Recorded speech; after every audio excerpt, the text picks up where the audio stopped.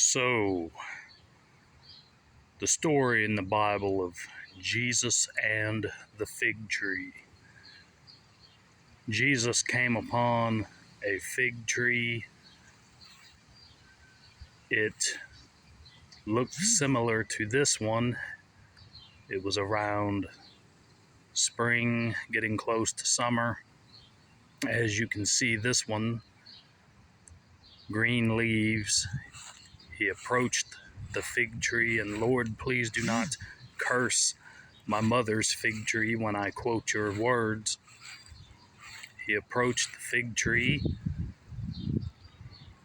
wanting to partake of some fruit from it. He approached the fig tree.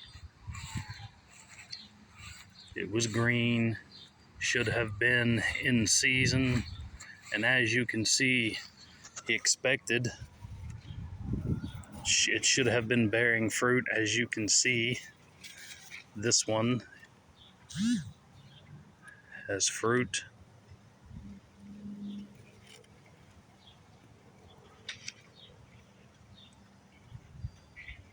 Figs are growing. He expected to be able to walk up to it, or he should have been. He knew, I believe he knew that it wasn't bearing fruit. I mean, he's God, he's Christ. He knew. So it was not bearing fruit, so he cursed that fig tree. And he said, basically, you will never bear fruit again. And he and the disciples came back. I believe it was the next day. The disciples were with him. Some of the disciples were with him, and they were astonished because the fig tree had already withered up and died. Completely withered up.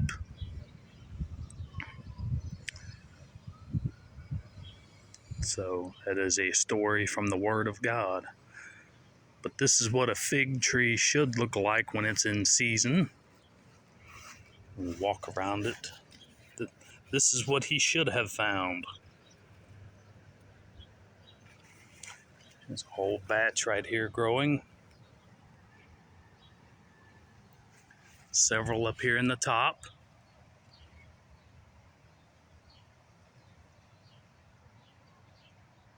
Whole batch right there.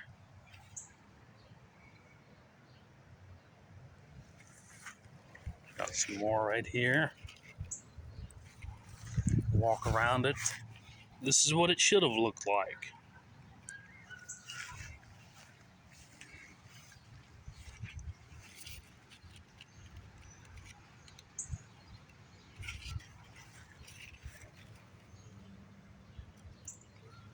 Looks like it's going to have a good year this year.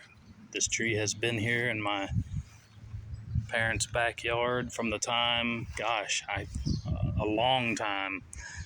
I had a dog that passed away. I actually buried it when I was in junior high right here at the base of the tree.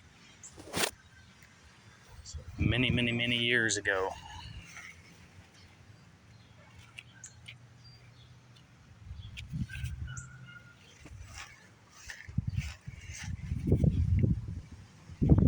A whole cluster right there. All up in the top. They're growing, so hopefully it has a good year this year. My mom, who passed away at the end of last year, December, she'd be happy to see this. Looks like it's going to have a good bearing year. My dad makes fig preserves out of these. Really, really good. I love figs. They're super, super sweet.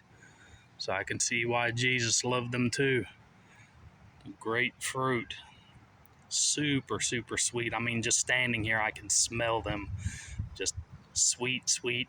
But the problem is the birds and the squirrels love them too. So, yep. So you gotta, as soon as they turn ripe, and you know when they're ripe because they kind of turn like a purplish color, they'll start to turn. And of course, they get bigger than this. They get a little bit bigger, probably that big around. You start to pick them. Looks like it's going to have a good year, but that's just a story from the Word of God. This is what it looked like. The green in the spring, getting close to summer, no fruit, and Jesus cursed it. Shriveled up, died. That is the power of Christ.